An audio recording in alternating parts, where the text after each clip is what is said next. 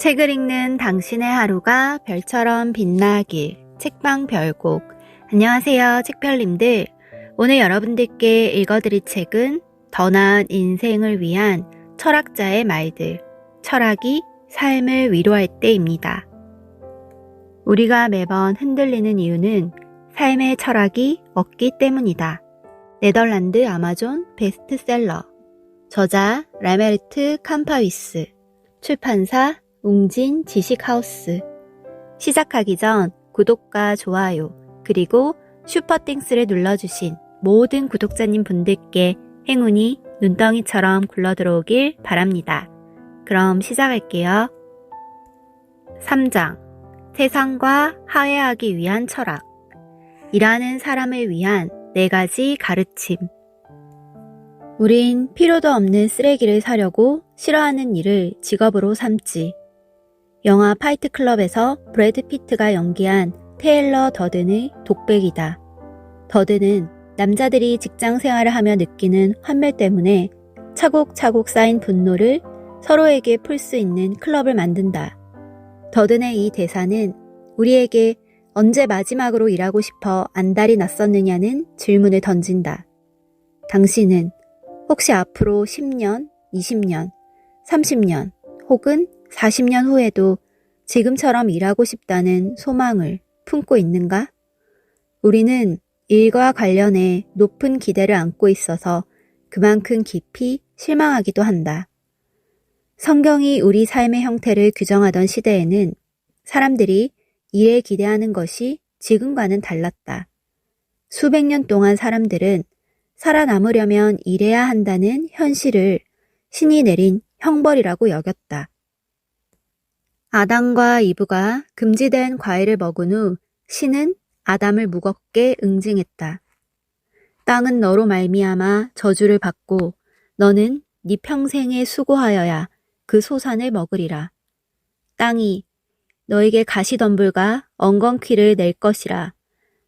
네가 먹을 것은 밭의 채소인즉 네가 흙으로 돌아갈 때까지 얼굴에 땀을 흘려야 먹을 것을 먹으리니. 창세기 3장 17에서 19절. 이 저주 때문에 사람들은 일에 그리 많은 것을 기대하지 않았다. 그러나 오늘날은 다르다. 일의 목적은 더 이상 돈을 벌기 위한 것이 전부가 아니다. 오늘날 우리에게 일은 도전이자 자아 실현이며 행복을 가져다 주는 것이다. 일은 우리의 정체성을 구성하는 중요한 부분이 됐다. 사람들은 타인에게 자신을 소개할 때 대개 이름을 먼저 말하고 그 다음에는 나이를 말하거나 생활 상태를 묘사하거나 직업이 무엇인지 말한다. 누구도 그것이 이상하다고 여기지 않는다. 그런데 곰곰이 생각해보면 당신은 어떤 사람인가요? 라는 질문에 내가 무슨 일을 하는지 대답하는 것은 이상하다. 실제로 이런 답변을 매우 이상하다고 여기는 문화권이 있다.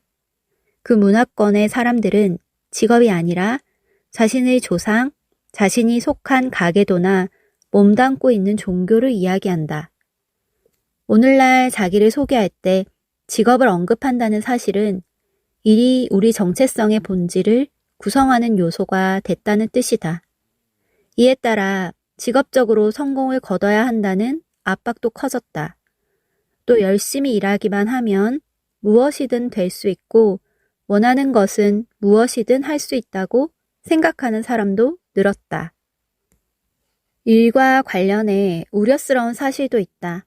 2016년 네덜란드 전역에서 실시된 노동환경 설문조사 결과 노동자 7명 중 1명 이상이 번아웃을 겪는 것으로 드러났다. 네덜란드 사회연구소의 연구에 따르면 1985년 이후로 네덜란드인들의 평균 주당 노동시간이 5시간 이상 늘어났다. 그리고 하버드 비즈니스 스쿨의 연구에 따르면 일주일에 약 82시간을 고용주와 연락 가능한 상태로 지낸다. 우리는 더 오래 일하고 더 적극적으로 고용주와 연락을 주고받는다. 당연히 일에서 생기는 스트레스는 늘어난다. 다행인 것은 철학의 역사가 우리에게 능력주의 사회에서 일하며 기쁨과 만족을 얻도록 도움의 실마리를 제시한다는 점이다. 잘하는 일을 하라. 자명한 이치처럼 들리지만 사실 이 말은 대부분의 사람들이 잘하는 일을 직업으로 삼지 못한다는 것을 보여준다. 조직에 관한 이론 중 1969년 로런스 제이 피터가 정리한 피터의 원리라는 것이 있다. 위계 질서가 있는 조직 내에서는 모든 구성원이 자신의 무능함이 드러날 때까지 승진하려는 경향이 있다. 보편적으로 우리는 조직 내에서 자신의 능력이 효과를 발휘하는 위치에서 일을 시작한다. 일이 잘 풀리면 승진해서 더 높은 위치로 간다. 때로는 리더의 위치까지 올라가기도 한다. 그 자리에서는 자신의 전문적인 지식이나 능력이 더 이상 도움이 되지 않는다. 그러나 조직의 경영진은 한 번 승진시킨 사람을 다시 원래의 위치로 되돌리고자 하지 않는다. 만약 그렇게 할 경우 자신의 판단이 틀렸다는 인상을 줄 수 있기 때문이다. 승진한 당사자 또한 이를 원하지 않는다. 그것은 자천이나 강등을 의미하기 때문이다. 사람들이 능력을 충분히 발휘하지 못한다는 사실은 비단 대규모 조직만의 문제가 아니다. 자영업자 역시 마찬가지다. 경제적인 상황만을 고려해 계약 성사 가능성이 있는 일만 우선시할 위험이 있다. 그럴 경우 자신의 능력을 벗어나거나 자신에게 맞지 않는 일도 해야 한다. 즉, 잘하는 일을 맡아서 하기엔 무진장 어렵다. 연구 결과에 따르면 안타깝게도 수많은 잠재력이 실현되지 못한 채 묻혀버린다. 게다가 일하면서 즐거움을 느끼는 사람도 많지 않다. 존 롤스는 아리스토텔레스의 철학을 내세워 우리가 선천적으로 무엇에 가장 강력한 동기를 느끼는지 설명했다. 모든 것이 동일한 환경에서 사람들은 기꺼이 능력을 발휘하고자 한다. 자신에게 요구되는 능력이 더 발전된 혹은 더 복잡한 것일수록 충족감 또한 높아진다. 여기에 담긴 직관적인 생각은 사람들이 더 잘할 수 있는 일을 더 선호한다는 것이다. 그리고 똑같은 정도로 연마한 능력 중에 더 많고 복잡하고 통찰력 있는 판단을 요구하는 것을 더 선호한다는 것이다. 정의론. 롤스는 체스와 체커의 차이점을 들며 이를 설명했다. 체스는 체커보다 더 복잡한 두뇌 활동이 필요한 게임이다. 그래서 두 게임을 모두 할 줄 아는 사람들은 체스를 더 선호한다. 롤스가 아리스토텔레스의 철학을 내세운 이유는 그의 사상이 디나미스와 에네르게이아, 능력과 활동에 기반을 두고 있기 때문이다. 그리스어인 두 개념은 각각 잠재한 힘과 활동하는 힘으로 번역될 수 있다. 아리스토텔레스에 따르면 총체적인 현실성은 대상의 잠재한 힘을 활동하는 힘으로 바꾸는 것을 목표로 한다. 다시 말해 인간은 개인의 능력을 활발하게 사용하거나 현실화하는 데서 행복을 찾을 수 있다는 구체적 의미를 지닌다. 이 생각을 일상에 적용하면 우선 일할 때 즐거움을 느끼는 순간을 꼼꼼하게 살펴볼 수 있다. 이것은 교훈적인 순간이다. 그 순간 우리는 우리의 특별한 능력이 어디에서 나오는지 알 수 있다. 우리는 대개 복잡한 능력을 발휘해야 하는 활동을 재미있다고 여긴다. 독일의 철학자 프리드리 폰 슐레겔은 이것을 한 문장으로 정리했다. 사람은 자신이 좋아하는 일에 있어 천재다. 여기에 더해 아리스토텔레스의 철학에 따라 우리는 일할 때 어떤 잠재력을 더 강력하게 실현할 수 있을지 스스로에게 물어야 한다. 롤스는 어떻게 하면 우리가 이 잠재력을 알아낼 수 있을지 유용한 조언을 해준다. 우리는 자신의 천성에 잠재되어 있는 능력을 발휘할 수 있는 사람처럼 되고자 한다. 이는 질투를 진지하게 받아들이라는 의미다. 우리는 다른 사람과 같아지고자 하는 소망을 일종의 신호로 이해해야 한다. 내 안에 어떤 잠재력이 숨어 있는지, 또 닮고 싶은 사람이 있다면 그 사람이 하는 일의 어떤 부분에 특히 끌리는지 스스로에게 물어야 한다. 그리고 곤히 잠들어 있는 잠재력을 깨워 어떻게 하면 직업 생활에서 발현할 수 있을지도 철저히 점검해야 한다. 당신의 일을 자기 것으로 만들어라. 플로린 파선이 암로은행에서 커뮤니케이션 매니저로 일하면서 경험한 번아웃에 관해 쓴 책 소파에서의 언급한 내용이다. 파선을 번아웃으로 이끈 주요 원인 중 하나는 자신이 성과에 직접적인 영향을 미치지 못했다는 사실이었다. 시작부터 끝까지 온전히 자기 책임으로 일을 진행하고 완수하는 사람은 극소수다. 이러한 사실은 자율성과 자주성을 훼손하고 결국에는 불만과 스트레스로 표출된다. 파선의 결론은 행동과학자 폴 돌론이 어떤 직업을 가진 사람들이 가장 행복한지 연구한 결과와 결이 같다. 가장 행복한 사람들은 플로리스트와 정원사, 두 번째는 미용사와 피부관리사, 그 다음은 배관공이었다. 눈에 띄는 것은 이들 모두 처음부터 끝까지 자기 책임 아래 일한다는 점이다. 게다가 자신이 일한 결과를 직접 눈으로 볼 수 있다. 많은 사람이 철학자 카를 마르크스를 공산주의의 창시자로 알고 있다.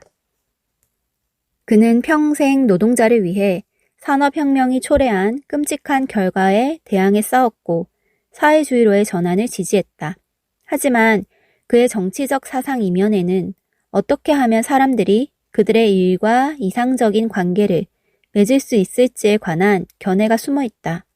마르크스는 그가 살던 시대에도 이미 사람들이 자신의 일을 편안하게 느끼지 않는다고 지적했다.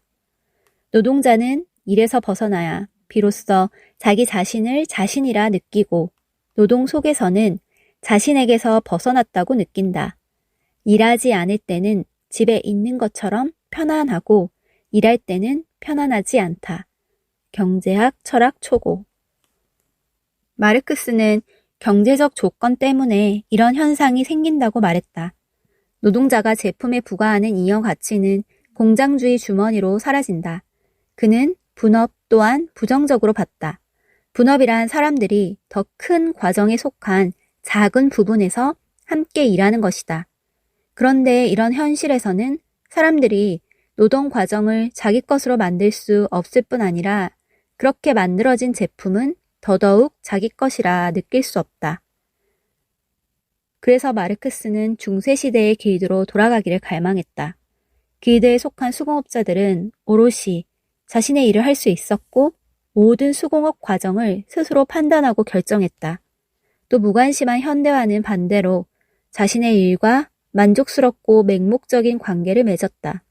그들은 노동 과정의 주인이었기 때문에 진심을 다해 일에 헌신했다. 치즈 전문점에 들어가 주인에게 그가 판매하는 제품에 대해 물어보면 주인은 아마도 치즈가 어디서 어떻게 생산됐는지 정확히 설명해 줄 것이다. 이곳에서는 소유주가 제품과 연결되어 있기 때문에 소유주와 제품 사이, 소유주와 고객 사이, 심지어는 여러 고객들 사이가 연결된다. 반면에 슈퍼마켓에 들어가 직원에게 특정한 치즈 제품이 어디에서 온 것이냐고 물으면 그는 아마도 창고에서 가져왔다고 답할 것이다. 직원은 그 이상의 답을 할 수 없다. 마르크스 철학이 던지는 질문은 바로 당신이 치즈 전문점의 주인이나 슈퍼마켓 직원 중 누구에게서 자신의 모습을 찾아볼 수 있느냐다. 사람들은 자신이 만드는 제품이나 제공하는 서비스와 연결됐다고 느낄까? 사람들은 자신이 무슨 일을 하는지 그 일의 주인으로서 경험하고 있을까? 마르크스는 이렇게 말한다. 노동이 노동자의 본질에 속하지 않는다는 것이다. 그러므로 노동자는 노동 속에서 스스로를 긍정하지 않고 부정하며 행복이 아니라 불행을 느낀다. 자유로운 신체적 혹은 정신적 에너지를 개발하지 못하고 고행하여 몸을 약하게 만들고 정신을 파괴한다. 스스로 가치 있다고 생각하는 일을 하라. 독일의 철학자 막스 샬러가 저서 윤리학에 있어서 형식주의와 실질적 가치 윤리학에서 가치가 우리 삶에서 중심적인 역할을 차지한다고 주장하며 한 말이다. 셜러는 이마누엘 칸트의 윤리학을 배경으로 이 책을 썼는데 그는 칸트의 윤리학을 매우 객관적이고 형식적인 도덕적 접근법이라고 봤다. 우리는 셜러가 제시한 도덕에 따라 인생을 살아가는 한 개인에게 어떤 보편적 가치가 가장 중요한지 발견할 수 있다. 그가 쓴 글은 로맨틱하게 느껴지기까지 한다. 이 내용은 너를 위해라고 속삭인다. 그리고 그렇게 함으로써 이 내용은 나에게 도덕적인 우주 속의 유일무이한 장소를 지시하고 부가적으로 행위, 행동, 일을 명령한다. 이것들은 모두 이렇게 외치는 듯 하다. 나는 너를 위해 존재한다. 그리고 너는 나를 위해 존재한다. 이 가치를 어떻게 발견할 수 있을까? 셜러는 두 가지 힌트를 남겼다. 첫 번째 힌트는 스스로 생각하기에 이 사회가 무엇을 요구하는지 자문하라는 것이다. 이것을 구체적으로 나타내고자 셜러는 괴테가 말한 시대의 요구라는 표현을 빌려왔다. 지금 이 순간 나는 어디로 이끌리는가? 독일어에 즉 소명의 시기라는 단어가 있는 데는 다 이유가 있다. 아무도 증명할 수는 없지만 아리스토텔레스가 한 말이라고 알려진 다소 과장된 명언이 있다. 세상의 필요와 그대의 재능이 교차하는 부분, 그곳에 그대의 소명의식이 있다가 바로 그것이다. 셜러의 두 번째 힌트는 경제적인 것과 시간적인 것 중 어떤 것으로 대가를 치를 준비가 됐는지 자문하라는 것이다. 이 질문에 대한 답은 우리가 어디에 가치를 두고 있는지 알려준다. 일하면서 매 순간 본질적이고 중요하다고 여기는 것과 연결되는 데 성공한다면 그것은 의미 있는 경험이 된다.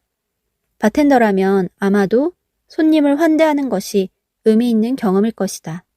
미용사라면 꼼꼼하고 세련된 손길, 예술가라면 창의성, 정치인이라면 정의, 과학자라면 지식, 군인이라면 애국심, 환경운동가라면 지속성, 경찰이라면 안전과 연결될 때 일의 의미를 찾게 될 것이다. 일도 놀면서 해야 한다는 걸 잊지 마라. 어느 두 변호사는 서류를 작성할 때 평소에는 거의 쓰지 않는 표현이나 단어를 굳이 사용해보자고 약속하고는 누가 더 독창적인 방식으로 약속을 지켰는지 확인하며 일의 재미를 찾았다. 한 국어 교사는 학생들을 교실에서 나가지 못하도록 한 다음 모자에 담긴 쪽지를 뽑도록 했다. 쪽지에는 과제가 쓰여 있었다. 그 과제는 친구들 앞에서 가장 좋아하는 노래 부르기, 친구들에게 자신이 가장 좋아하는 일에 대해 설명하기, 가장 좋아하는 책 중 2페이지 낭송하기 등이었다. 사업 파트너 2명이 논의를 거쳐 절대 사용해서는 안 되는 혹은 반드시 사용해야만 하는 단어 몇 개를 정했다. 예를 들면 이런 식이다.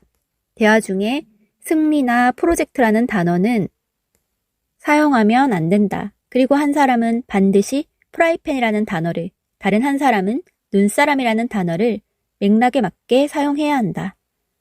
암스테르담의 신문사에서 일하던 두 기자는 9개월 동안 한 가지 과제를 진행했다. 자신들이 쓰는 기사에 특정한 단어를 가능한 한 자주 사용하는 것이었다.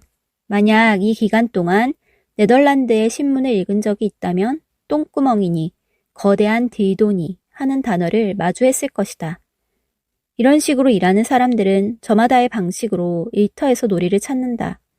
요한 하이징어는 호모 루덴스에서 이를 설명했다. 그는 놀이가 인간에게 얼마나 필수 불가결한 것인지 명확하게 짚었다. 놀이는 삶을 치장하고 보완하며 삶에 없어서는 안 되는 것이다. 하이징어에 따르면 사람은 어떤 것을 자신만의 방식대로 재미있게 즐기는데 특화된 존재다. 우리는 살면서 가능한 한 능률적으로 목표에 도달하고자 노력하는데 그 반동으로 자발적인 장난이 가로막혀선 안 된다. 놀이가 아름다운 이유는 바로 목적이 없다는 데 있다. 놀이는 불필요하다는 성질을 띠는데 바로 그 성질이 사람을 사람으로 만들기 때문에 꼭 필요하다.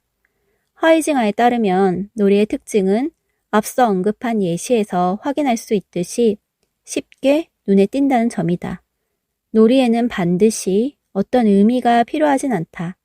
사람들은 그저 자유롭게 놀기로 결정하면 된다. 어떤 측면에서 보면 놀이는 일반적인 삶에서 벗어나 있다. 놀이는 사람들 사이의 연결을 강화하고 사람들이 같은 비밀을 공유하도록 만든다. 놀이는 그 안에서 우리가 삶의 형태를 마련하고 타인과 연결될 수 있는 틀이라고 할 수 있다. 잘하는 일을 하라. 일을 자기 것으로 만들어라. 스스로 가치 있다고 생각하는 일을 하라. 일도 놀면서 해야 한다는 걸 잊지 마라. 이 네 가지 철학적 가르침을 개인에게 던지는 질문 혹은 제안으로 바꿔볼 수 있다. 아리스토텔레스의 질문을 곱씹어 본 뒤 어떻게 하면 내 일을 가장 뛰어난 내 능력과 연결하고 어떻게 잠재력을 활짝 펼칠 수 있을지를 스스로에게 물어보라. 마르크스는 다음과 같은 질문을 던진다. 일하는 과정 그리고 그 결과와 더 강하게 연결되면서 일을 자신의 것으로 만들 수 있는 방법은 무엇인가? 셜러는 이 사회가 누구를 필요로 하고 내 일이 그 가치를 더 공정하게 드러내는 방법이 무엇인지 스스로 생각해 말로 표현해보라고 제안했다. 마지막으로 하이징어는 일할 때 더 잘 놀 수 있는 방법을 찾으라고 이야기한다. 이런 철학적인 생각을 일하면서 규칙적으로 떠올려보자. 그러면 필요하지도 않은 물건을 사기 위해 끔찍하게 싫어하는 일을 한다던 테일러 더든의 주장이 맞다고 인정할 수밖에 없는 비극은 피할 수 있다. 여기까지 오디오북 잘 들으셨나요? 더 자세한 내용은 책을 구매해서 읽어보시기 바랍니다. 그럼 행복한 주말 보내시고 다음 영상으로 만나요. 감사합니다.